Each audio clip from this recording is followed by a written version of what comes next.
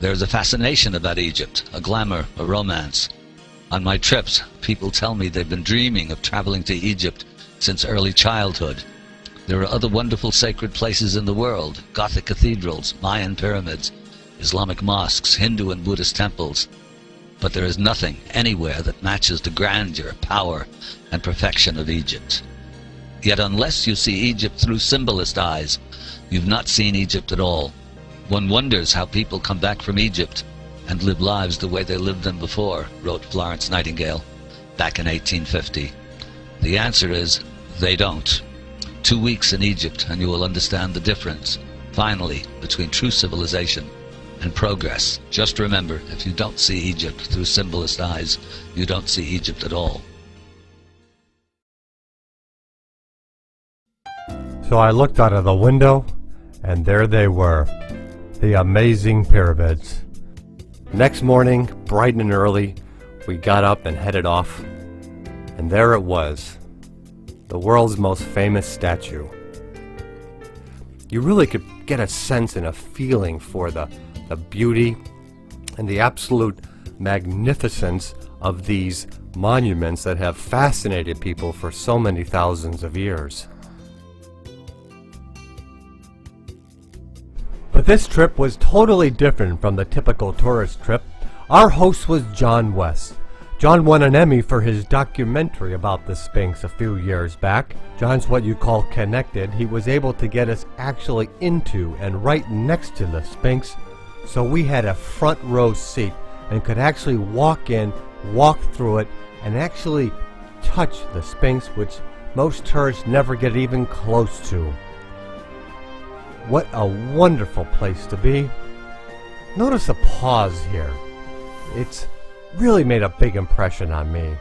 But I was able to walk through and just see the whole thing, so this is what you're able to see, as if you were able to poke along and see something that has existed for, well, when we got into it, we could see, as John pointed out, the weathering shows the Sphinx is much, much older than people suspect.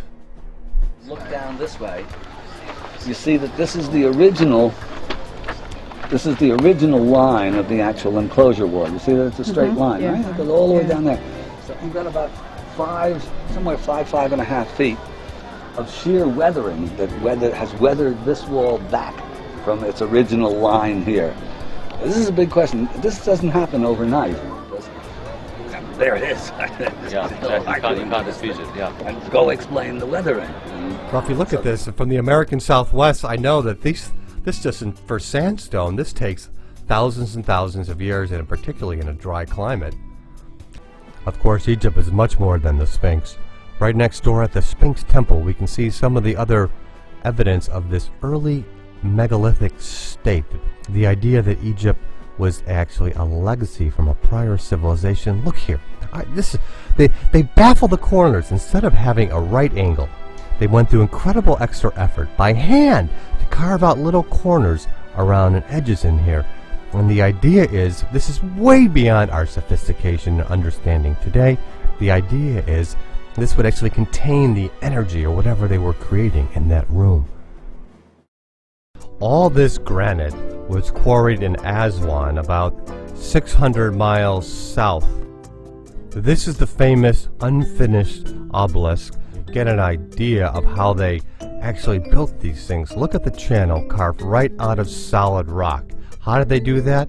Take a hard stone and keep pounding and pounding away. See the channel here? How they got underneath this? Nobody knows. But just imagine, this is a 1,200-ton piece of stone that they're taking out completely by hand. I don't know if there's even a crane in the whole world that could lift this. So then we walked away from the Sphinx complex towards the pyramids. And as you can see, there's just treasures and things all over the place.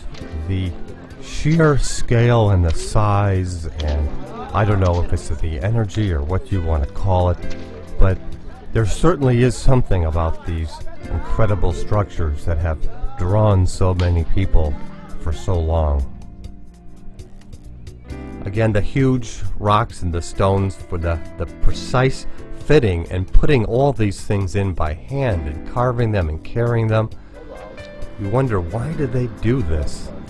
When they found this boat buried in the sand next to the pyramids, it completely threw out the notion that these were some dumb, simple primitives who happened to build these buildings because they liked the sun. This is a sophisticated ocean-going vessel. That technology was not improved until just fairly recently. But not only that, it was loaded with symbolism that we saw all throughout Egypt.